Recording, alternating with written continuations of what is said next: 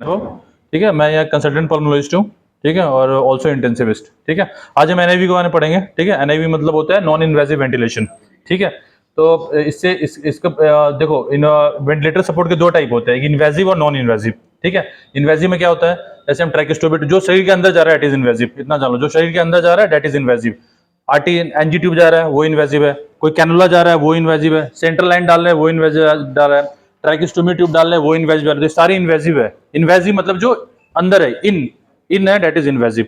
तो ऐसे याद रखना है, ठीक है। ये सारे इन्वेजिव है। नॉन इन्वेजिव क्या है, जो ऊपर से लग रहा है, ऊपर से, ऐसे ये फेस मास्क ऊपर से लग रहा है, ऑक्सीजन ऐसे ऊपर से लग रहा है, ये सब ऊपर से लग रहा है, शरीर के अंदर कुछ नहीं जा रहा है हमारे, ठीक है। तो ये नॉन इन्वेजिव है, मतलब इन इन नहीं है, बाहर बाहर से लगा हुआ है, ठीक है। बीपी कफ, आप ये एनआईवी मास्क, ठीक है, ऑक्सीजन फेस मास्क, ये सारे नॉन इन्वेजिव में आते हैं, ठीक है। तो कंफ्यूजन क्लियर हो गया दोनों चीज। अब नेक्स्ट बढ़ते हैं आगे, ठीक है। अब ये शुरू कैसे हुआ एनआईवी? ऐसे तो अचानक से आ नहीं गया ना कि रोड पे बिक रहा है, कैलाश कॉलोनी के मार्केट के नीचे बिक रहा है कि भाई एनआईवी ले लो, एनआईवी ले लो, लगा लो, ऐसा तो नहीं है ना।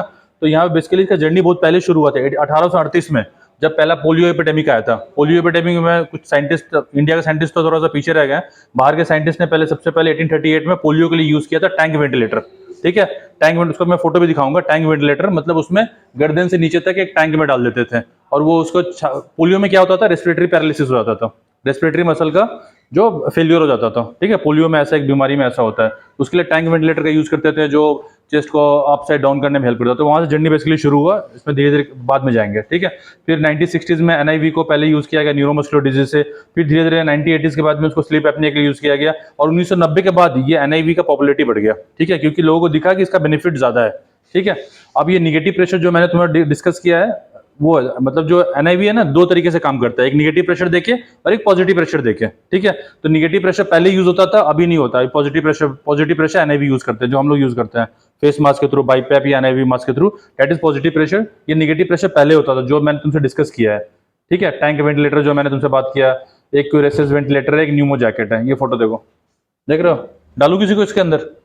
है कैसा लगेगा? अनकंफर्टेबल है ना, अच्छा नहीं है ना। तो ये इसमें मजा नहीं आया। वो भी देखो, कंफर्टेबल नहीं है ना, देख के अनकंफर्टेबल लग रहा है। सोचो किसी को डाल दिया तो कितना अनकंफर्टेबल है, सर ही बस बाहर बाहर दिख रहा है। तो इसके डिसएडवांटेज क्या है? डिसएडवांटेज क्या है? पहला तो पोर्ली पेशेंट टॉयलेट नहीं कर पाएगा, एक्सेसिबिलिटी गुड नहीं है, बल्कि साइज है इतना बड़ा बड़ा आ रहा है, तो कौन कहाँ से लेके घूमेगा, पोर्टेबिलिटी भी नहीं है। तीसरा है, पेशेंट को हमेशा से सुपाइन पोजिशन में लेटे रहना है, ठीक है। फिर मस्कुलोस्केलेटल डिस्कम्फर्ट हो सकता है। आप हम लोग बोलते हैं ना पोजिशनिंग करवा भैया, अंदर कैसे पोजिशनिंग करवाओगे? टैंक को थोड़ी मोड़ते रहोगे, बॉडी को भी तो मोड़ना है ना। तो ये है। फिर नर्सिंग केयर डिफिकल्ट हो जाता है, आप लोग कैसे कैनला लगाओगे, कैसे नर्सिंग केयर करोगे, उसमें भी डिफिकल्ट है, ठीक है। तो ये सारी दिक्कत है। तो जो अभी हम लोग जो एनआईवी यूज करें, that is positive pressure NIV, ठीक है। इसमें दो टारगेट होता है, प्रेशर टारगेट करते हैं, वॉल्यूम टारगेट करते हैं। डॉक्टर आकर तुम्हें राउंड में बोलता है ना, अरे इसका प्रेशर 12 कर दो, अरे इसका प्रेशर 10 कर दो, है ना। तो प्रेशर टारगेट हम लोग यूज करते हैं। कौन सा होता है? बाईपैप और सीपैप। बोलते हैं ना, अरे इसका प्रेशर 12 कर दो, आईपैप 12 कर दो, ईपैप 6 कर दो, ऐसे करके, तो ठीक है। तो बाईपैप यूज करते हैं। फिर कभी कोई बोलता है अरे सीपैप लगा दो, तो हम डिफरेंस पढ़ेंगे कि बाईपैप और सीपैप में अंतर क्या होता है, ठीक है। आगे बढ़ते हैं।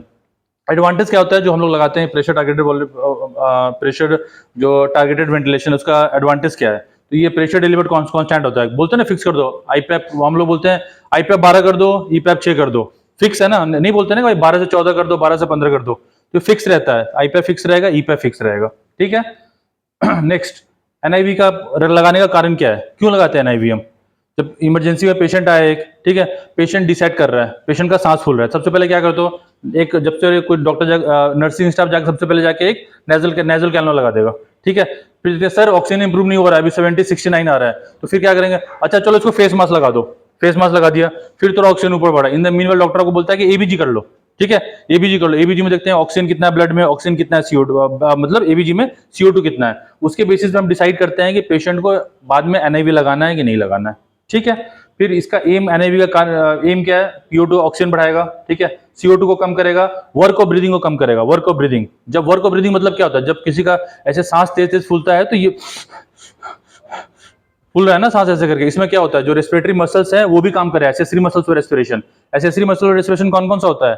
पेक्टोरलिस मेजर, ट्रेपेजियस, स्टेर्नोक्लेटोमेस्टॉइड, ये सब एक्सेसरी मसल। देखो तुम जो जोर जोर से सांस लेता है ईयर में, उसका देखो ये भी ऊपर नीचे ऐसे होते रहता है, ऐसे नहीं देखते हो?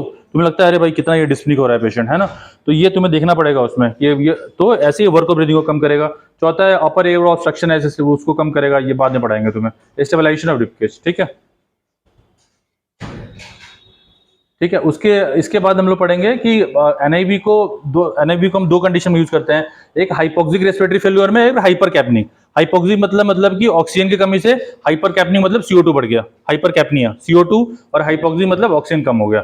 तो हाइपोक्सिक रेस्पिरेटरी फेल्यूर किस कंडीशन में हो सकता है? ARDS हो गया, निमोनिया हो गया, बहुत सारे कंडीशन है, पल्मोनरी एम्बोलिज्म हो गया, ठीक है। उस कंडीशंस में क्या होगा, उसमें इसमें पेशेंट के साथ, पेशेंट को मान लो किसी को निमोनिया हो गया, या देखते हो ना ER में पेशेंट आता है, उसको एक्सरे में दिखा रहे बहुत बड़ा निमोनिया है, तो पेशेंट तुम्हें कैसा दिखेगा? पेशेंट जोर जोर से सांस ले रहा होता है, टैकिपनिया होता है, मॉनिटर पर देखोगे रेस्पिरेटरी रेट 30, 40, 34, 35, 40 चल रहा होता है, ठीक है। प्लस ABG में दिखता है वेंटिलेशन, मतलब वो मिसमैच हो रहा होता है। तो इसमें हम ऐसे यूज कर सकते हैं, प्रेशर NIV को यूज कर सकते हैं, इसमें हमें हेल्प करेगा, ठीक है। तो हाइपोक्सिक रेस्पिरेटरी को मैनेज कैसे करेंगे? दो तरीके से। अगर माइल्ड टू मॉडरेट केस हुआ, माइल्ड टू मॉडरेट मतलब पेशेंट ज्यादा ऑक्सीजन डिमांड नहीं है, ज्यादा पेशेंट टेक्निक वगैरह नहीं है, तो वहां पे हम नेजल प्रोंग लगा देंगे, फेस मास्क लगा देंगे, ठीक है, वो सब यूज कर सकते हैं। अगर पेशेंट काफी ज्यादा रेस्पिरेटरी डिस्ट्रेस में, कंफ्यूजन, अल्टर्ड सेंसोरियम हो रहा है, respiratory accessory muscle respiration use कर रहा है, ABG में सीक्वेंशियली PCO2 बढ़ रहा है, ऑक्सीजन कम हो रहा है, उस केस में सीवियर केसेस में हम सीधे पेशेंट को बोलेंगे वेंटिलेटर पर डालो भैया, ठीक है, क्योंकि यहाँ पे NIV काम अब नहीं कर रहा है। तो NIV बस हम माइल्ड टू मॉडरेट केसेस में यूज करते हैं, सीवियर केसेस में NIV का कोई रोल नहीं है, ठीक है। तो अब NIV लगाने का प्री रिक्वेस्ट क्या है, पहले क्या क्या मतलब हमें चीज देखना है हमारे, मतलब मैं कहीं भी NIV, घर पे थोड़ी मैं NIV लगा दूंगा, हाँ, कैलाश कॉलोनी मेट्रो नीचे तो NIV नहीं लगा दूंगा किसी को सांस फूल रहा है तो। उसके लिए क्राइटेरिया होता है, क्या क्या क्राइटेरिया होता है? पेशेंट रिलेटेड, पेशेंट कॉन्शियस होना चाहिए, स्पॉन्ट ब्रीदिंग करना चाहिए, ऐसा नहीं कि पेशेंट बेहोश पड़ा हुआ है और उसको तुम जाके NIV लगा दिया, नहीं, पेशेंट अवेक होना चाहिए, पेशेंट खुद का सांस लेते हुआ होना चाहिए, उस कंडीशन में तो NIV लगा सकते हो। जो पेशेंट अल्टर्ड सेंसोरी में, कोमा में, उसको NIV नहीं लगाना है, उसको डायरेक्ट वेंटिलेटर इंटूबेट करना है, ठीक है। तो पेशेंट कॉन्शियस होना चाहिए। दूसरी चीज रिलेटेड टू हॉस्पिटल, हॉस्पिटल के पास फैसिलिटी होना चाहिए इन्वेजिव वेंटिलेशन का, ठीक है। अगर मान लो NIV फेल हो गया तो ट्यूब डाल सकेंगे, हमारे पास हॉस्पिटल में वेंटिलेटर वगैरह होना चाहिए, स्किल्ड स्टाफ होना चाहिए, ठीक है। जो यहाँ क्लास कर रहे स्किल्ड स्टाफ है, ठीक है, आगे जाकर स्किल्ड स्टाफ बनोगे, ठीक है। और तुम्हें मॉनिटरिंग भी करना आना चाहिए, ये चीजें होना चाहिए, ठीक है। रिलेटेड टू इक्विपमेंट, इक्विपमेंट मतलब क्या, हमारे पास ऑक्सीजन का सप्लाई होना चाहिए, ह्यूमिडिफिकेशन का सब, HME फिल्टर वगैरह वो सब है, ह्यूमिडिफिकेशन वो सब हमारे वो सब होना चाहिए। इंटरफेस, एप्रोप्रिएट इंटरफेस होना चाहिए, मतलब इंटरफेस मतलब क्या होता है? इंटरफेस मतलब वेंटिलेटर और पेशेंट के बीच जो सर्किट लगा वो इंटरफेस होता है। पेशेंट मैं हूं या वेंटिलेटर है, इसके बीच क्या होगा? ट्यूब होगा और मास्क होगा, तो ये इंटरफेस हो गया, ठीक है। ये इंटरफेस हमारे पास होना चाहिए, ठीक है। पानी के पाइप से तो नहीं दोगे ना, है ना, उसके लिए इंटरफेस होना चाहिए, प्रॉपर इंटरफेस होना चाहिए, ठीक है। और रिलेटेड टू डिजीज, जैसे तुमने बताया mild to moderate respiratory failure में यूज करेंगे, सीवियर रेस्पिरेटरी फेल्योर में यूज नहीं करेंगे, ठीक है। तो NIV वर्क कैसे करता है बताया, ऑक्सीजन बढ़ा देगा, CO2 कम करेगा, ठीक है। फिर जो टाइडल वॉल्यूम जनरेट करेगा, जितना टाइडल वॉल्यूम जनरेट करना चाहिए। टाइडल वॉल्यूम मतलब क्या होता है? टाइडल वॉल्यूम क्या होता है? टाइडल वॉल्यूम क्या होता है बताओ? जो नॉर्मली हम लोग सांस ले रहे हैं लंग में, जो नॉर्मल एक्सप्रेशन में जो हम लोग सांस ले रहे हैं और जो जितना हम लोग वॉल्यूम जनरेट करें, that is tidal volume, 6 to 8 millilitre पर केजी के हिसाब से होता है, वैसे कैलकुलेट करना पड़ता है, ठीक है। फिर ये पॉजिटिव एयर पे से ट्रांसमिटेड थ्रू एयर वे जाएगा वहाँ पे, ठीक है। और फिर बहुत सारी चीजें हैं। इंडिकेशन पे आ जाओ, NIV को कहाँ कहाँ यूज करेंगे? स्ट्रॉन्ग एविडेंस है, सबसे पहले तुम डॉक्टर तुम्हें बोलता है ना, अरे पेशेंट को कार्बन डाइऑक्साइड बढ़ रहा है, कोई बोलता है देखा है कार्बन डाइऑक्साइड बढ़ रहा है तो क्या लगाओ? कोई बोलता है ऑक्सीजन लगाओ, कोई बोलता है फेस मास्क लगाओ, नहीं बोलता है ना, क्या बोलता है? बाईपैप लगाओ या NIV लगाओ, बाईपैप से अच्छा रहता है NIV लगाओ, बाईपैप लगाओ, ठीक है। तो ये स्ट्रॉन्ग एविडेंस है, इस केस में यूज तो करना ही करना है, ठीक है। फिर पेशेंट को पल्मोनरी एडिमा हो गया, पल्मोनरी एडिमा वाले पेशेंट में उस केस में भी स्ट्रॉन्ग एविडेंस है NIV का, ठीक है। लो एविडेंस कहाँ का है?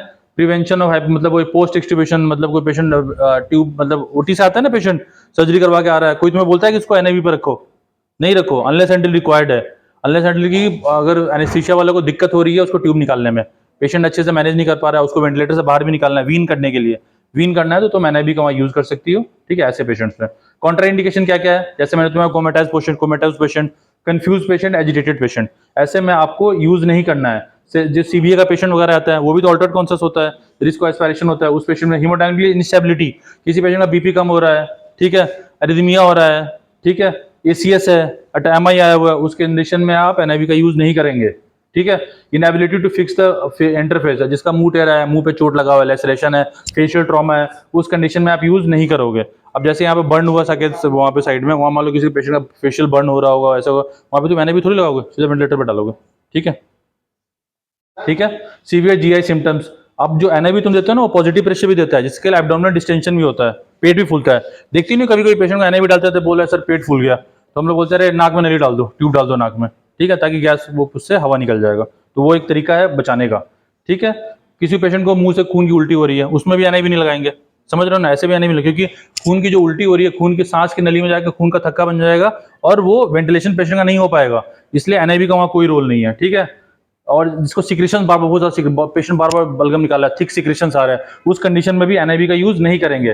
पोस्ट कार्डिक अरेस्ट भी एनआईवी का यूज नहीं है, इंडिकेटेड नहीं है, ठीक है। ये बेसिक चीज है, ये तुम्हें पता होना चाहिए, ठीक है। मोड्स ऑफ एनआईवी पे आते हैं, सबसे जरूरी चीज है बाईपैप और सीपैप जो जनरली हम यूज करते हैं। बाईपैप छोटा मशीन जो पोर्टेबल होता है यूज करते हैं, वो बाईपैप है, और उसी में एक मोड होता है सीपैप, वो मोड होता है, तो दोनों यूज करते हैं। बाईपैप का भी 3 मोड होता है, स्पॉन्टेनियस टाइम और टाइम।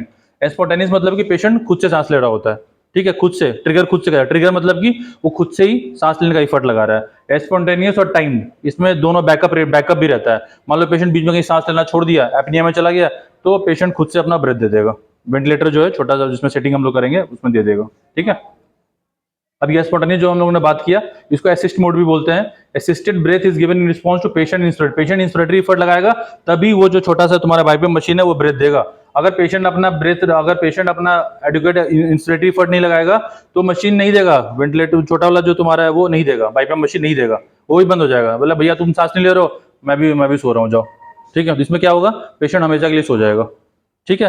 तो ऐसे केस में जो पेशेंट है स्पॉन्टेनियस ब्रीदिंग पेशेंट है, जो खुद से सांस वगैरह ले रहा हो, उसी में आपको ऐसे मोड यूज करना है, अदरवाइज नहीं करना है। टाइम मोड क्या है, इसको कंट्रोल मोड भी करते हैं, जिसमें वेंटिलेटर ड्राई स्वेट, मतलब हम लोग रेट सेट कर देते हैं, वो पेशेंट के इंस्पिरेटरी इफेक्ट पर डिपेंड नहीं करता है, ठीक है। हम रेट सेट कर दिए, इतना रेट सेट कर दिया, मान लो हम लोग 15 का रेट सेट कर दिया, उसमें 15 बेस पर 15 बेस पर, मतलब 1 सेकंड में 60 सेकंड होता है ना, तो 15 में मैंने सेट कर दिया, तो मतलब 4 बार, हर एक 15 सेकंड में हर एक 4 बार वेंटिलेटर अपना काम करेगा, ठीक है, देगा, वो ब्रेथ देना ही देना है उसको, ठीक है।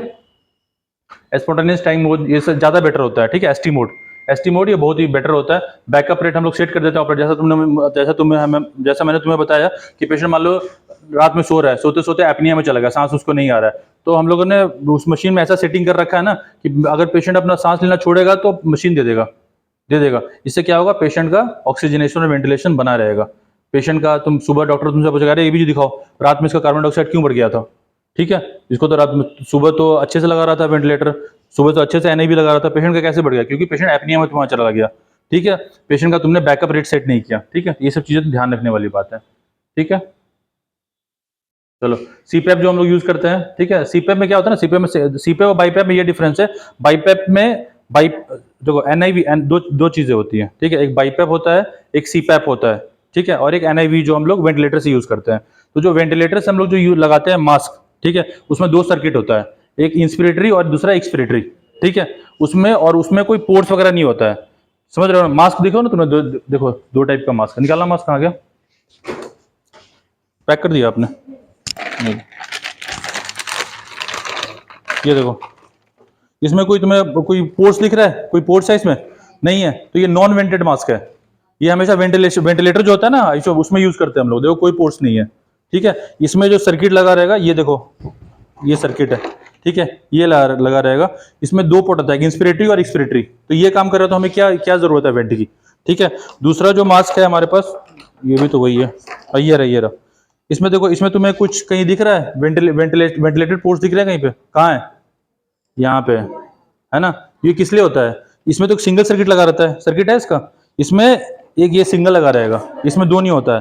तो जो मशीन है तुम्हारे पास, वो तो दे रहा है, प्रेशर दे रहा है वैसे करके, अब वो इंस्पिरेटरी प्रेशर दे रहा है, सांस छोड़ेगा तो ये इससे निकल जाएगा। इसका बेनिफिट ये है, मान लो कोई पेशेंट का कार्बन डाइऑक्साइड वगैरह वो बढ़ जाता है ऐसे करके, तो इस पोर्ट से वो कार्बन डाइऑक्साइड वॉश आउट हो जाता है, ठीक है। तो ये जरूरी है, ये डिफरेंस तुम्हें पता होना चाहिए, बहुत ही बेसिक चीज है, वेंटेड और नॉन वेंटेड, ठीक है। कभी कभी मैंने अभी देखा था यहाँ पे एक पेशेंट जो वेंटिलेटर पे था, उसको ये वेंटेड मास्क लगा रखा था, तो कोई फायदा ही नहीं करेगा उसमें, ठीक है। ये इस बात का ध्यान रखना है।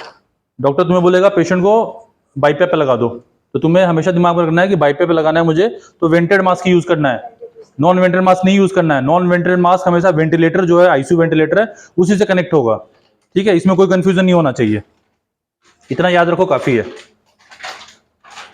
ठीक है। ये सब पढ़ते रहेंगे, इक्विपमेंट्स और भी इंटरफेस की बात करते हैं। जैसे मैंने बताया, इंटरफेस क्या होता है, पेशेंट और वेंटिलेटर के बीच में जो है ट्यूबिंग और वो जो फेस मास्क वगैरह जो यूज कर रहे हैं, वो चीजें हैं, ठीक है।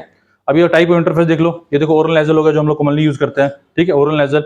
ये दूसरा वाला नेजल मतलब नाक पे लगा हुआ है, बाकी ओरल में नहीं लगा हुआ है। एक है नेजल पिलो, नेजल पिलो मतलब नाक पे लगाओ, ये भी उसी टाइप का है, ठीक है। दूसरा टोटल फेस, पूरा फेस कवर होगा, ठीक है।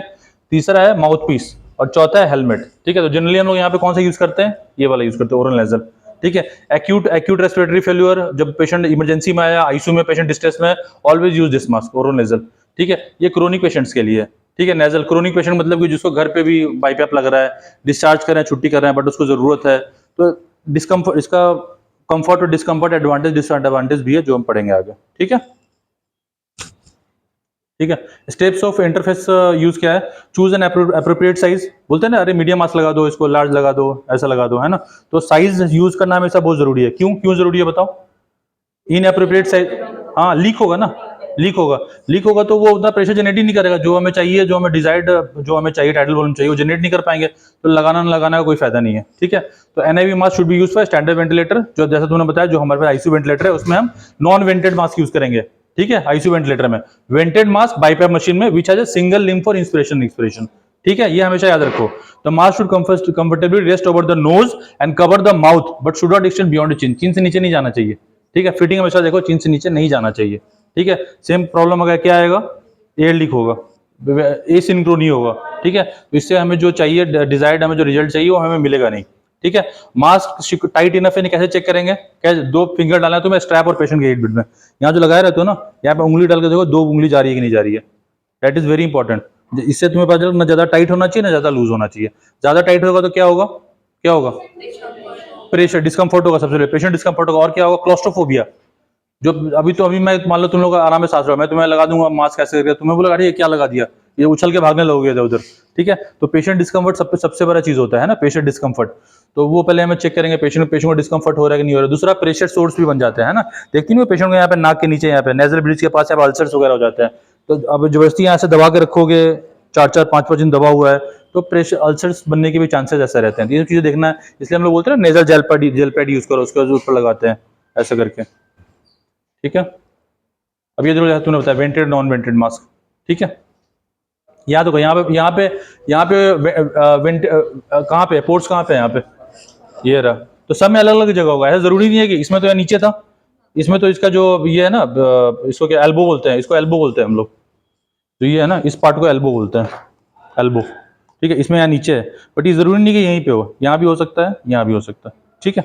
तो ऐसा ये रूल नहीं है, बस तुम्हें दिखना चाहिए कि पोर्ट्स कहाँ पे है, ठीक है।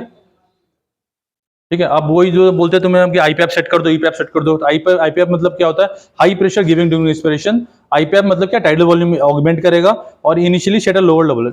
कभी भी ना, जैसे तुम्हें मैंने बोला कि इस पेशेंट को बाईपैप लगा दो, ठीक है। तो कभी भी बोलेगा, कोई डॉक्टर आके बोलेगा इसको ना 22-10 पे लगा दो, ठीक है, ऐसा नहीं करना है। उतना ज्यादा प्रेशर दोगे तो कोई भी डिस्कंफर्ट फील करेगा ना, हमेशा लोअर प्रेशर से शुरू करो, ठीक है। जैसे आईपैप तुमने 8 से शुरू किया, ईपैप तुमने 4 से शुरू किया, और पेशेंट को ऐसे लगाया, जैसे ये पेशेंट है ना, इसको मैंने ऐसे लगाया, जैसे वो ऐसे मैंने लगा दिया इसको, ठीक है, ऐसे लगा दिया।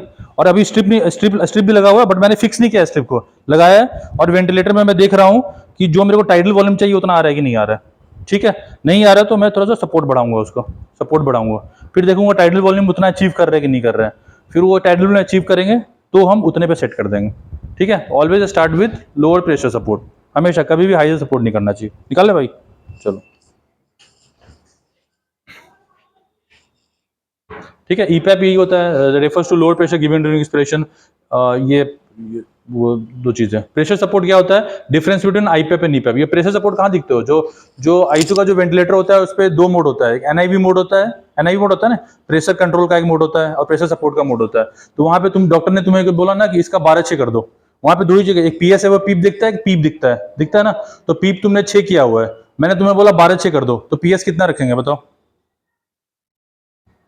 आया समझ में बात नहीं समझ में आया।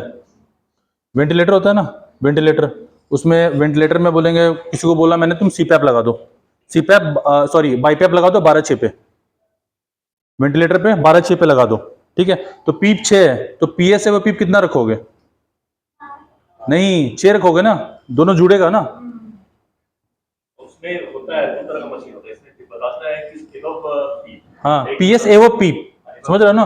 तो प्रेशर सपोर्ट का डिफरेंस होता है, डिफरेंस बिटवीन आईपैप एंड ईपैप, ठीक है। अगर मैंने तुम्हें 12/6 बोला है, 12/6 बोला तो प्रेशर अगर तुम्हें मैंने तुम्हें 12 6 बोला, 12 मतलब क्या हो गया आई पैप, और 6 क्या हो गया ई पैप, तो प्रेशर सपोर्ट तुम्हें कितना रखना है 6, 12 माइनस 6, 6 रखना है ना, तभी तो होगा 12 6। आई बात समझ में, कंफ्यूज नहीं होना है इसमें, ठीक है। ट्रिगर वही हो जो effort required by patient to initiate और ट्रिगर द वेंटिलेटर, है ना। जितना ट्रिगर का सेंसिटिविटी कम होगा, greater effort the patient need to make to trigger supported breath, ठीक है। ये सब छोड़ दो। जैसे मैंने तुम्हें बताया था, इनिशिएशन ऑफ एनआईवी कैसे लगाएंगे, initial IPAP adjusted to achieve a tidal volume of 6 to 8 millilitre पर kg, ideal body weight, respiratory less than 30, ऐसा करके। EPAP should be started at 4 centimetre water, a minimum difference of pressure, देखो IPAP और ईपैप के बीच में minimum difference 4 का तो होना चाहिए, समझ रहे हो ना, 4 का डिफरेंस होना चाहिए। जैसे मैंने 12 8 पे लगा दिया, 12 8, ठीक है, 16 12 8, फिर मतलब 4 का डिफरेंस आईपैप और ईपैप का बेसिकली होना चाहिए, ध्यान में रखो बस, ठीक है। लीक क्या होता है, लीक ड्यूरिंग एनआईवी जो तुम्हें बताया, लीक कैसे चेक करते हो, कैसे चेक करोगे, हाथ लगा के देखते हैं हमेशा, सबसे आइडियल वे है। जैसे पेशेंट को लगाया मैंने, ऐसे हाथ लगा के चेक किया कि हवा तो कहीं से नहीं आ रहा है, वो तो मशीन तो दिखाएगा, बट आपका आइडिया, फिर आवाज भी करते रहता है, आवाज करते रहेगा, बट कभी कभी ऐसे लीक होता है पता नहीं चलता, तुम हाथ लगा के नीचे देखो कि कितना लीक हो रहा है ऐसे करके, ठीक है। वो सबसे आइडियल वे है आईसीयू में। आईसीयू में नर्सिंग स्टाफ भी है, डॉक्टर भी है, तो हम लोग ऐसे ही चेक करते हैं कि लीक हो रहा है कैसे, ऐसे ही चेक करते हैं। बार बार तो वेंटिलेटर पे जाकर देखते हैं कि लीक कितना हो रहा है, but this is ideal way to check the leak, ठीक है। ठीक है, अब एनआईवी किसी को लगाया, ठीक है, तो पता कैसे चलेगा कि एनआईवी इफेक्टिव है कि नहीं है इफेक्टिव, ठीक है। तो उसके लिए हम लोग देखते हैं, मतलब पहला 4 घंटा बहुत इंपॉर्टेंट होता है, 0 hour, 1 hour, 2 hour, 3 hour, 4 hour. उस टाइम हम पेशेंट का सेंसोरियम देखेंगे कैसा हो रहा है, ठीक हो रहा है कि नहीं हो रहा है, पल्स रेट ठीक हो रहा है कि नहीं, रेस्पिरेटरी रेट कहीं बढ़ तो टैकिपनिया वगैरह तो नहीं हो रहा है, बीपी डाउन तो नहीं हो रहा है, बीपी डाउन तो नहीं हो रहा है, फ्लैपिंग ट्रेमर्स तो नहीं आ रहा है, क्योंकि कार्बन डाइऑक्साइड बढ़ने की वजह से भी ट्रेमर्स आते हैं, फ्लैपिंग ट्रेमर्स बोलते हैं, ठीक है, ट्रेमर्स भी आ सकते हैं, ठीक है। पैराडॉक्सियल ब्रीदिंग हो रहा है कि नहीं, पेशेंट का सैचुरेशन फॉल कर रहा है कि नहीं कर रहा है, एबीजी में पीएच तो और कम नहीं हो रहा है, एसिडिक पीएच तो नहीं हो रहा है, पीसीओ2 कार्बन डाइऑक्साइड ज्यादा बढ़ तो नहीं रहा है, ठीक है। ये सब चीजें असेस करेंगे हम, ठीक है। ये सब चीजें छोड़ो, तुम्हारे काम का नहीं है। अब एसेस कैसे करेंगे कि एनआईवी लगाया तो फेल हो गया, मतलब अब एनआईवी काम नहीं करना है, अब भैया डॉक्टर को बुलाओ, ट्यूब करना पड़ेगा, पेशेंट को वेंटिलेटर पर डालना, मतलब इंटूबेट करना पड़ेगा, पेशेंट को ब्रेडिकार्डिया हो गया, ठीक है, पेशेंट का सेंसोरियम उड़ गया, ठीक है, अनकॉन्शियस हो गया पेशेंट, मतलब धीरे धीरे वो हो रहा है, अल्टर्ड सेंसोरी में जा रहा है, हाइपोटेंशन हो रहा है पेशेंट को, पेशेंट का रेस्पिरेटरी फैटिक हो गया, थक गया रेस्पिरेटरी में। अब मैं तुम्हें एक डंबल दे दूंगा, ऐसे से करते रहो, कर लोगे तुम ऐसे लगातार 1 घंटे तक, नहीं करोगे छोड़ दोगे, क्योंकि तुम मसल तुम्हारा फैटिक हो जाएगा। वैसे ही सांस के मसल के साथ होता है, ठीक है। ये स्कोर होता है कि हैकोर स्कोर भी याद रख लेना, इसे तुम एसेस कर सकते हो कि एनआईवी है। हैकोर मतलब heart rate, acidosis, consciousness, oxygenation और रेस्पिरेटरी रेट, ठीक है। ये चीजें तुम्हें 2 2 4 5 चीजें देखनी है, ठीक है। इसी पर तुम चेक कर लोगे कि पेशेंट का एनआईवी फेल्योर का चांस है कि नहीं है, या पेशेंट रिस्पॉन्ड कर रहा है कि नहीं कर रहा है एनआईवी से, ठीक है। तो ये इंडिकेशन है एनआईवी जो तुम्हें बताया, हाइपरकैप्निक एसिडोटिक रेस्पिरेटरी फेल्योर, फिर दैट कार्डियोजेनिक पल्मोनरी एडिमा, उस सब केसेस में ऐसे यूज करते हैं, ठीक है। ओबेसिटी हाइपो, जो बहुत सारा मोटा पेशेंट है, आ गया, ठीक है, तुम्हारे पास, ठीक है, एकदम मोटा पेशेंट है, तो उसको क्या हो सकता है, बोलते हैं ना खराटे लेता है, मोटा पेशेंट है, दिन में ज्यादा नींद आता है उसको, there is something called OSA, obstructive sleep apnoea होता है, ठीक है। ओएचएसए में वही होता है, ऑब्स्ट्रक्टिव स्लीप एपनिया होता है, गर्दन मोटी होती है, सांस का रास्ता है, तो जब वो सोता है ना, तो गर्दन है ना, तो सांस के रास्ते को और दबा देता है, ठीक है, तो डीप स्लीप में जाता है ऐसे करके, तो अच्छे से वो वेंटिलेट, सांस नहीं ले पाता, वेंटिलेट अच्छे से नहीं हो पाता है, एपनिया में कभी कभी चला जाता है। उस केस में भी, जैसे उस केस में हमें प्रेशर थोड़ा बढ़ा के देना है पेशेंट को, ठीक है, प्रेशर थोड़ा बढ़ा के देना है उस केस में, ऐसे कंडीशन में। न्यूरोमस्कुलर डिजीज में किसी पेशेंट मतलब उसमें भी हम यूज कर सकते हैं एनआईवी को, कार्डियोजेनिक पल्मोनरी एडिमा, जैसे तो मैंने तुम्हें बताया कार्डियोजेनिक पल्मोनरी एडिमा में यूज कर सकते हैं, ठीक है। और याद रखना, कोई पेशेंट अस्थमैटिक, तुम्हारे पेशेंट आया, अस्थमैटिक पेशेंट आया, उसको एक्यूट अस्थमा है, एक्यूट अस्थमा मतलब होता है ना, एक्यूट सीवियर अस्थमा के साथ पेशेंट आया, he is known case of bronchial asthma, और वो एक्यूट एक्सर्वेशन के साथ है, उस केस में एनआईवी कॉन्ट्राइंडिकेटेड है, उस केस में आपको एनआईवी, क्योंकि उसमें ब्रोंकोस्पैज्म हो जाता है, ब्रोंको कंस्ट्रिक्शन हो जाता है, उस केस में एनआईवी का कोई रोल नहीं है, ठीक है। अच्छे से आप नेबुलाइज करोगे, ब्रोंको डायलेटर दोगे, अगर फिर भी इंप्रूव नहीं किया तो फिर यू गो फॉर क्या, इंटुबेशन, ठीक है। अब एनआईवी लगाएंगे तो इन्फेक्शन भी तो ट्रांसमिट हो सकता है ना, ठीक है, लगाएंगे, मान लो कोविड के टाइम पे जो एनआईवी लगाते थे हम लोग, तो फ्यूम्स तो निकलता है ना, नेबुलाइज कर एनआईवी तो नेबुलाइज करवाते हो, फ्यूम निकलता है ऐसे करके, तो उसको मिनिमाइज कैसे करेंगे, एयर ली को हमें मिनिमाइज करना है, ठीक है, नॉन वेंटेड मास्क यूज करना है, वेंटेड मास्क यूज करना, क्योंकि यहाँ से तो फ्यूम निकलेगा ना। स्प्रेड, कोविड स्प्रेड कैसे करता था, कैसे, एयर से या फिर नेजल से, ऐसे सिक्रेशन से, है ना। तो उस ऐसे कंडीशन में नॉन वेंटेड मास्क हमें यूज करना चाहिए। Secure the mask prior to, मतलब पहले मास्क लगा लो, उसका वेंटिलेटर ऑन करो, ठीक है। फिर viral bacterial filter at the outlet of ventilator, जो एचएमई फिल्टर वगैरह लगाते हैं, वायरल फिल्टर भी आता है, वो सब हमें यूज करना है, ठीक है। और हमेशा दूसरे पेशेंट को अगर वही सेम वेंटिलेटर यूज करना है तो पहले पेशेंट को अच्छे से डिकॉन्टामिनेट करना है, ठीक है, ताकि स्प्रेड ऑफ इन्फेक्शन ना हो, ठीक है। इंडिकेशंस ऑफ लॉन्ग टर्म, आप मान लो किसी पेशेंट को बोल रहे हैं कि आपको भैया जिंदगी भर एनआईवी लगेगा, जिंदगी भर एनआईवी लगना है, तो उसकी क्या क्या कंडीशन है, ठीक है। Acute hypercapnic respiratory secondary to spinal cord lesion, किसी न्यूरोमस्कुलर डिसऑर्डर हो गया, चेस्ट वॉल डिफॉर्मिटी है, स्कोलियोसिस है, थोरैकोप्लास्टी है, उस सब कंडीशन में ऐसा लॉन्ग टर्म एनआईवी का इंडिकेशन है, ठीक है। एडवांटेज ऑफ एनआईवी क्या है, इजी टू यूज है, इकोनॉमिकल है, लेस कॉम्प्लिकेशंस है, पेशेंट कॉम्प्लाइंट है, मतलब पेशेंट कंफर्टेबल है उसके साथ, ठीक है। और कॉम्प्लिकेशन जैसे मैंने तुम्हें बताया, इंटरफेस के साथ leak, air leak, mask discomfort, over tight mask, too small और टू लार्ज मास्क, ठीक है। वेंटिलेटर के साथ क्या हो सकता है, मतलब सिंक्रोनाइजेशन में दिक्कत हो सकती है, वो सब चीज़ें हैं, ठीक है। बाकी ये भी चांसेस है, ये सब देख लो, ये इंपॉर्टेंट है। पॉजिटिव प्रेशर की वजह से क्या हो सकता है, कान में दर्द, अब यहाँ स्ट्रिप बांधोगे कान में दर्द नहीं करेगा, उसको कान में दर्द होने लगेगा, बर्निंग नोज होने लगेगा, मुंह सूखने लगेगा, नाक सूखने लगेगा, ठीक है। नेसल कंजेशन, गैस्ट्रिक डिस्टेंशन होगा, इरिटेशन ऑफ आइज होगा, और ज़्यादा सपोर्ट दोगे तो न्यूमोथोरेक्स का भी चांस है, ठीक है। ये सब चीज़ें हो सकती हैं, इन सब चीज़ों का ध्यान रखना है, ठीक है। अब चलो एक केस वाइज स्टडी करते हैं, ठीक है। समझ गए तुम लोग, मोटा मोटी समझ गया ना, ठीक है। बहुत आसान है, कुछ ये नहीं है, बस तुम्हें मास्क ही समझना है और कुछ नहीं है, मोटा मोटी यही है। तो अब एक केस देखते हैं, इसमें क्या क्या हमें इस, अब ये कोई कौन बताएगा, बताओ, सीनियर स्टाफ से शुरू करते हैं, नैन्थोई सिस्टर आएंगी, ठीक है। बताइए इसका आंसर बताइए। पेशेंट ये है, एक पेशेंट ऑफ थोरैसिक ट्रॉमा, ठीक है, with severe laceration of the face, सब बोल्ड पॉइंट हाईलाइट किया हुआ है। अब तुम्हें इसका निकालना है। Is presented in emergency, patient is found to be in altered sensorium, respiratory shallow and blood gas confirm severe type respiratory failure needing urgent ventilator support. Will you like to give non invasive ventilator in the patient. मान लो मैं trauma के साथ आया, मैं मुंह में चोट लगा हुआ है, अल्टर्ड सेंसोरियम में ऐसे करके क्या करोगे, हाँ सीधे ट्यूब डालोगे, इसको वेट नहीं करना है इसमें। हाँ, प्लस पॉइंट क्या है, हाँ प्लस पॉइंट क्या है हमें ट्यूब में डालने का, कि पेशेंट को लैसेरेशन ऑफ द फेस है, अल्टर्ड सेंसोरियम है, अल्टर्ड सेंसोरियम है, सीवियर टाइप रेस्पिरेटरी फेलियर है, नीडिंग अर्जेंट वेंटिलेटरी सपोर्ट, ठीक है। तो यहाँ पे हम एनआईवी लगा देंगे, ठीक है। तो ये इंडिकेशन है एनआईवी लगाने का, याद रखना ये सब चीजें, ठीक है। दूसरा केस डिस्कस करते हैं। बताओ, एक मान लो पेशेंट एचआईवी का पेशेंट आया, मतलब एचआईवी मतलब इम्यूनो कॉम्प्रोमाइज पेशेंट है, वो आया डिस्पनिया के साथ, कफ के साथ, एसेसरी मसलर रेस्पिरेशन आर वर्किंग, मतलब दिख रहा है तुम्हें ये मसल्स प्रोमिनेंट दिख रहा है, सांस ले रहा है, तुम्हें दिख रहा है कि ऐसे मसल्स का इंटरकोस्टल मसल्स वगैरह ऐसे यूज हो रहा है, रिट्रैक्शन वगैरह हो रहा है, ठीक है। और बट उसको मॉडरेट हाइपोक्सेमिया है, और मॉडरेट हाइपर क्या कैप्निया, इसका मतलब ये है कि अभी भी ऑक्सीजन मोरलेस ठीक है, CO2 भी मोरलेस ठीक है। तो इसमें आप क्या यूज करोगे, इन्वेजिव या नॉन इन्वेजिव, और क्यों, कौन बताएगा। हाँ करेक्ट, नॉन इन्वेजिव यूज करेंगे, क्यों यूज करेंगे। हाँ, क्योंकि देखो इम्यूनो कॉम्प्रोमाइज पेशेंट में ना तुम्हें ज्यादा कोशिश करना है कि ऐसी चीजें अंदर ना डाले जो इन्फेक्शन का चांस ज्यादा हो जाएगा। ट्यूब डालोगे तो क्या ज्यादा चांस होता है, वेंटिलेटर एसोसिएटेड निमोनिया, ठीक है। इम्यूनो कॉम्प्रोमाइज में अगर ऐसा निमोनिया आ गया ट्यूब डालने से, तो फिर तुम उसको प्रॉब्लम सॉल्व करोगे या फिर इसको रेस्पिरेटरी डिस्ट्रेस सॉल्व करोगे। तो हमेशा कोशिश पहले ये करना चाहिए इस पेशेंट में, स्पेशली इस पेशेंट में, अगर इस पेशेंट में भी सीवियर हाइपोक्सीमिया रहता, जैसा पहले वाला पेशेंट सीवियर हाइपोक्सीमिया रहता, सीवियर रेस्पिरेटरी डिस्ट्रेस रहता, सीवियर हाइपरकैप्निया रहता, तो इस पेशेंट में आपके पास कोई ऑप्शन नहीं था, आपको वेंटिलेटर पर डालना पड़ता। बट ऐसे पेशेंट में आप एनआईवी का ट्रायल दे सकते हैं और पेशेंट आपका रिस्पॉन्ड करेगा, और उसको लेस चांसेस इन्फेक्शन भी रहेगा इस केस में, ठीक है। तीसरा केस बताओ, non invasive ventilation is started to patient suffering with acute exacerbation of COPD। ऐसा तुम्हें इंडिकेशन बताया था मैंने, strong recommendation of NIV, acute exacerbation of COPD with hypercapnic respiratory failure.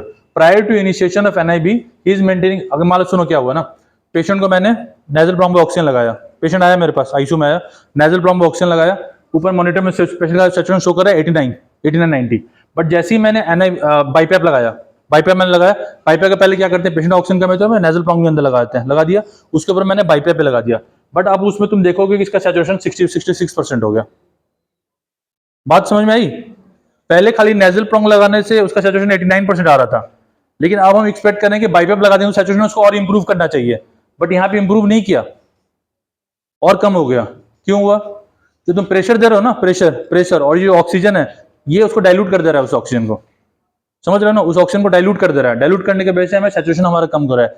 कम दिखा रहा है मॉनिटर में, तो इसके लिए हम क्या करेंगे, इसके लिए हम FiO2 बढ़ा देंगे, है ना भाई, ऑक्सीजन और बढ़ा देंगे, हम ऑक्सीजन सपोर्ट बढ़ा देंगे, डरना नहीं है उसमें ऑक्सीजन बढ़ाने से, क्योंकि डाइल्यूट ऑक्सीजन है, इसीलिए FiO2 हमारा टारगेट अचीव नहीं कर पा रहे, इस कंडीशन में ऑक्सीजन बढ़ाना है और तुम्हें कुछ नहीं करना, डरने की बात नहीं है।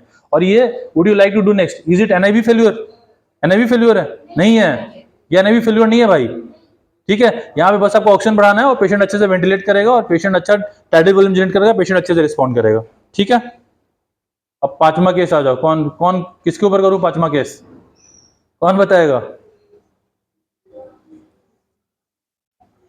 एक पेशेंट है ओबेसिटी हाइपो, मोटी सी एक पेशेंट है ना, obesity hypo ventilation syndrome, emergency में आई, फीवर और क्रोनिक रेस्पिरेटरी फेलियर के साथ, ठीक है। वो अपना वेंटिलेटर और मास्क लेके आई है, ठीक है, और on is with increase in respiratory pressure and the nasal mask see used at home at the higher IP of the patient develops a mouth leak, ठीक है। नेजल मास्क लेके आई है, नेजल मास्क क्या होता है, जो नाक खाली कवर करता है, मुंह कवर नहीं करता है, वो लेके आई है, ठीक है। पेशेंट डेवलप, अब मुंह उसमें एट हायर आईपैप, अब मतलब अगर मैं सपोर्ट बढ़ा रहा हूँ, क्या मैंने तुम्हें बोला था, जो मोटे पेशेंट है उसमें प्रेशर सपोर्ट ज्यादा देना पड़ेगा, वही है ना। इसमें क्या लिखा हुआ है, at the higher IPAP the patient develops a mouth air leak, she refuses to change the mask to the oral nasal or total face mask because of the claustrophobia.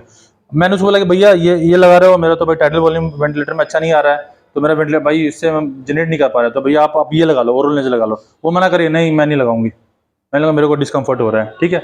अब इसमें क्वेश्चंस क्या आ रहे हैं, which of the following can be expected with patient mouth air leak, ठीक है।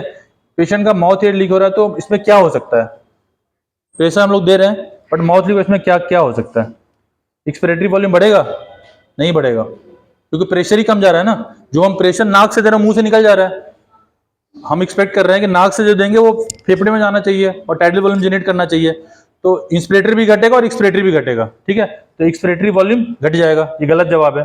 फिर intra alveolar pressure is not influenced, influence होगा ना, जो एल्वियोलर वेंटिलेशन है मिनट वेंटिलेशन, वो तो इन्फ्लुएंस होगा क्योंकि प्रेशर ही कम जा रहा है, टाइडल वॉल्यूम में जनरेट नहीं कर रहा है, मिनट वेंटिलेशन भी कम आएगा, तो ये भी इन्फ्लुएंस होगा। चौथा क्या है, नेजल एयरवे रेसिस्टेंट डिक्रीजेस, कैसे नेजल एयरवे रेसिस्टेंट कैसे डिक्रीज करेगा, ठीक है, डिक्रीज तो नहीं हो रहा ना, रेसिस्टेंट तो बढ़ेगा। तीसरा पॉइंट क्या है, further increase in pressure support can partially compensate for the leak, ये सही जवाब है ना, थोड़ा सपोर्ट बढ़ा देंगे हम, जो माउथ से लीक जो हो रहा है उसको कंपनसेट करने के लिए हम थोड़ा सपोर्ट बढ़ा देंगे, तो सपोर्ट बढ़ा दिया तो पेशेंट भी खुश और हमारा टाइडल वॉल्यूम भी आ गया उधर करके, तो पेशेंट भी खुश, हम भी खुश, हॉस्पिटल का विन विन, ठीक है। ये है बस, समझ गए बेसिक मास्क के बारे में, ये बेसिक चीज है, इसके ऊपर कुछ भी नहीं है। आई बात समझ में? बोलो भारत माता की, बस। Very basic questions. What is oxygenation and what is not ventilation?